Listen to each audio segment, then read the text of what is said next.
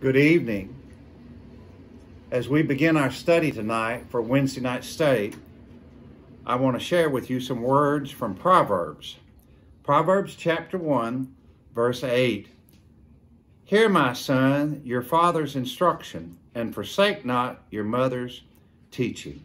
The scriptures surely teach us that we are to listen to our fathers and our mothers. I came across a very interesting article called 8 Family Values that Every Family Should Encourage in Their Children by Ashley Aberson, and it is in an article in the publication Fatherly.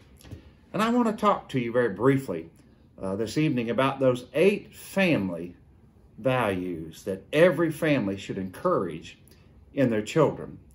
Again, Proverbs says, Hear, my son, your father's instruction, and forsake not your mother's teaching. These are 8 things that we need to teach our children. First of all is kindness. The Bible says that we're to be kind one to another.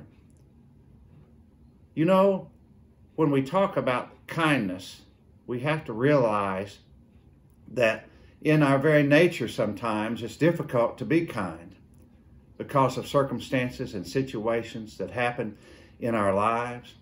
But the Bible calls us and commands us to be kind. And when there's kindness in the family certainly is blessed. Well, that's one value, kindness. There's another, self-compassion. Now, what does Miss Aberson mean by self-compassion? She means that making mistakes is okay, that no one is perfect. I remember when I was growing up, and I brought my report card home one time, and I'm not a very good math student, and I made a C in math and made A's in just about every other subject.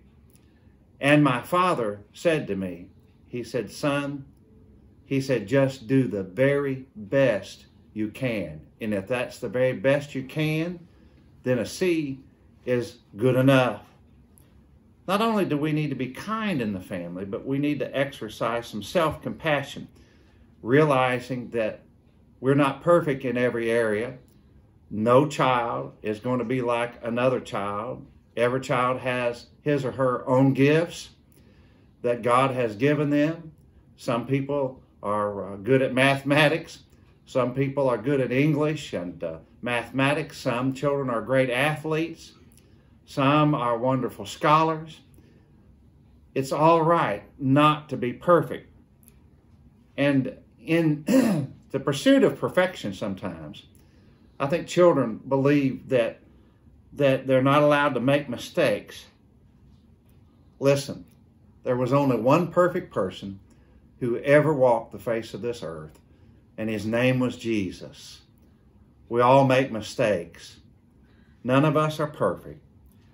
So let's practice a little kindness and a little self-compassion. Making mistakes is all right. We're human. The third family value that she talks about is integrity. Doing what you say you will do and following through with your promises. If there was ever a time in our society when integrity is at a premium, it is now. If you promise someone you're going to do something, do it. Let me tell you a little story about what my grandfather taught his sons, and he had 9 of them, and his grandsons, he had 14 of them. He told this little story to illustrate a person with integrity and a person who keeps his word. He said, boys, if there is a time in your life when you're selling an automobile and you put that automobile up for sale and a gentleman comes by and offers you $200 for that automobile and you say, I'll take it. But he says to you, give me 15 minutes to go to the bank and I'll bring you back $200 to pay for the car. If in those 15 minutes while that gentleman is gone, somebody comes by and offers you $300 or $400 for that car, Grandpa said, keep your word. That car's already been sold for $200.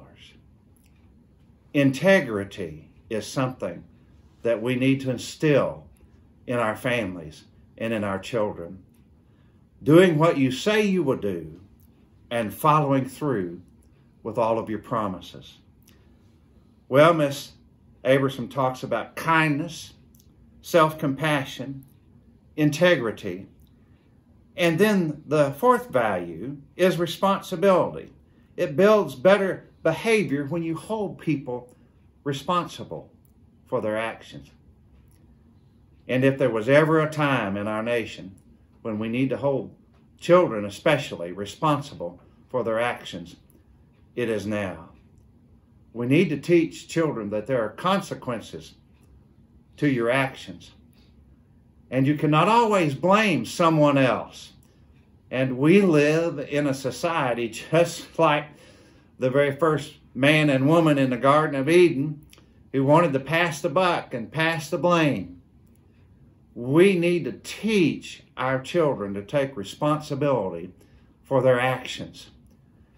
And not only to take responsibility for their actions, but to hold them responsible and make them responsible for the things that they say and the things that they do. Children that are allowed to be irresponsible grow up to be adults who put little value on responsibility. Oh, how important it is to instill the value of responsibility. Kindness, self-compassion, integrity, responsibility. And fifth, Miss Abersom says that we ought to teach the family value of mutual respect, that everyone respects everyone. I've often said to parishioners, if you have to choose between loving me and respecting me, I'd rather you respect me.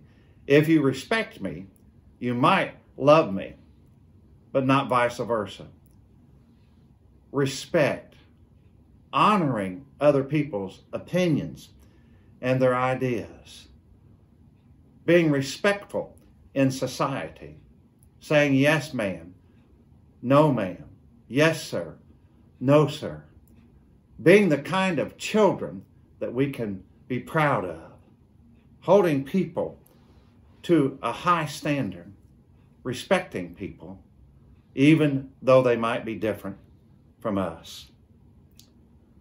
And then her sixth value that she believes every family ought to encourage their children to encompass is honesty.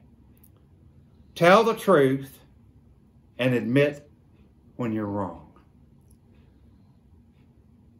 One of the most difficult phrases to utter in the English language is that I was wrong.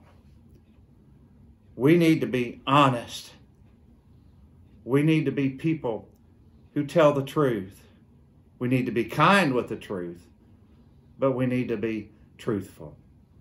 Wonder what would happen in our world if all the politicians and all the leaders of our nation were truly honest and truly admitted when they were wrong.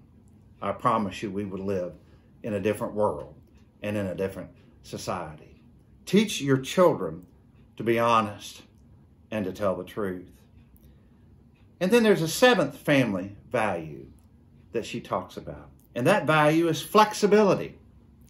To be able to roll with the punches. Sometimes we get so stuck in our ways and we live by lists that we make up, and we live by rules and regulations that encompass us and enslave us. Hear my heart this evening. We need to learn to be flexible. Life does not always fit into our narrow interpretation and understanding of how it's supposed to be. Sometimes children are thrown curves, and sometimes things happen in their lives that force them to reevaluate the rules and the regulations. I believe that there are rules and regulations that need to be followed, but I also believe that we need to learn to be flexible and roll with the punches. She also has a final family value that I think encompasses the first 7 that we've talked about tonight. Let's go over those. Kindness, self-compassion, integrity, responsibility, mutual respect, honesty, and flexibility. Her final family value that she believes ought to be incorporated and encouraged in the life of every child is fairness. Just to treat people fairly. You know, the Bible talks about treating people with kindness and love and respect. That old golden rule, treat people as you would like to be treated. I want to encourage you tonight to think about some of the things we've talked about in this short study, about these 8 family values that every family should encourage in the lives of their children. Hear, my son, your father's instruction, and forsake not your mother's teaching. In Proverbs, such marvelous, matchless words to live by. God bless, and good evening.